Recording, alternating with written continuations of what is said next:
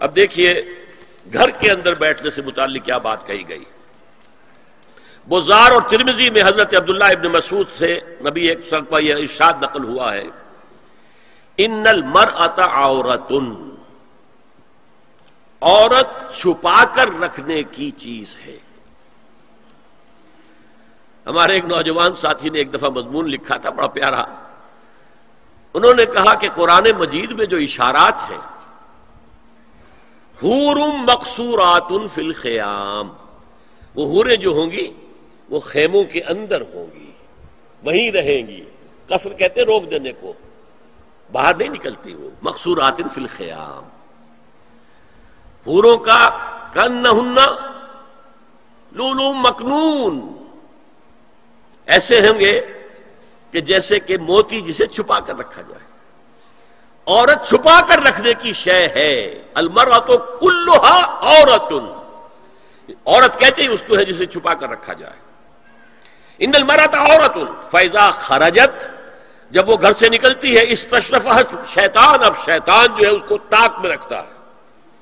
واقرب ما تکون برحمۃ ربھا وہی فی قعر بیتھا، وہ اپنے رب کی رحمت سے قریب ترین ہوتی ہے جبکہ اپنے گھر کے بھی کسی اندرونی حصے میں.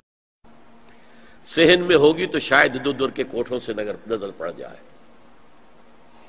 اسی لیے فرمایا مردوں کے لیے مسجد میں نماز افضل 28 گنا، اور عورت کے لیے گھر کی نماز مسجد سے افضل، گھر کے صحن کی مسجد سے افضل، دالان کی صحن سے افضل، کمرے میں اس سے افضل، اور کمرے کی کوئی بغلی کوٹھڑی ہے تو اس میں سب سے افضل.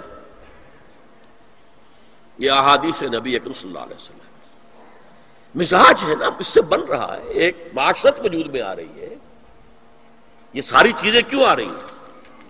اور سنیے، عبداللہ ابن احمد ابن حنبل نے زوائد الزہد میں اور ابن ابی شیبہ نے، ابن سعد نے اپنی کتابوں میں مسروق کی روایت نقل کی ہے کہ حضرت عائشہ جب تلاوت قرآن کرتے ہوئے اس آیت پر پہنچتی تھی وقرن فی بیوتکن، تو بے اختیار رو پڑتی تھی. قرآن کہتا ہے اپنے گھروں میں رہو. حضرت عائشہ نے شہادت عثمان کے بعد باہر نکل کر لشکر کی قیادت کی. پھر ساری عمر افسوس رہا کہ میں نے غلط کام کیا. دیکھیے کیا معاملہ تھا. حضرت علی رضی اللہ تعالیٰ سے جنگ کی تھی، 10,000 آدمی ایک رات میں مرے، لیکن حضرت علی کا کردار کیا تھا؟ یہ نہیں کہ اب عائشہ شکست ہو گئی ہے تو لوڈی بنا لوں. انا للہ و انا الیہ راجعون. اتنا احترام کیا ہے، مدینے کی چند عورتوں کو ساتھ دے کر بڑے احترام سے مدینے پہنچا دیا، وہاں کی عورتوں، کوفے کی عورتوں کو ساتھ دے کر، اور صرف یہ کہا کہ آپ کی یہ ذمہ داری نہیں تھی، آپ نے یہ ذمہ داری خام خواہ لے لی. صرف یہ، اور کچھ نہیں، کوئی ملامت نہیں. حافظ ابو بکر بزار حضرت انس سے روایت کرتے ہیں کہ عورتوں نے حضور سے عرض کیا کہ ساری فضیلت تو مرد لوٹ کے لے گئے، وہ جہاد کرتے ہیں اور خدا کی راہ میں بڑے بڑے کام کرتے ہیں، ہم کیا عمل کریں کہ ہمیں بھی مجاہدین کے برابر اجر مل سکے؟ جواب میں آپ نے فرمایا من قعدت منکن فی بیتہا فإنہا تدرک عمل المجاہدین، تم میں سے جو شخص اپنے گھر میں بیٹھی رہے گی وہ مجاہدین کا اجر حاصل کر لے گی.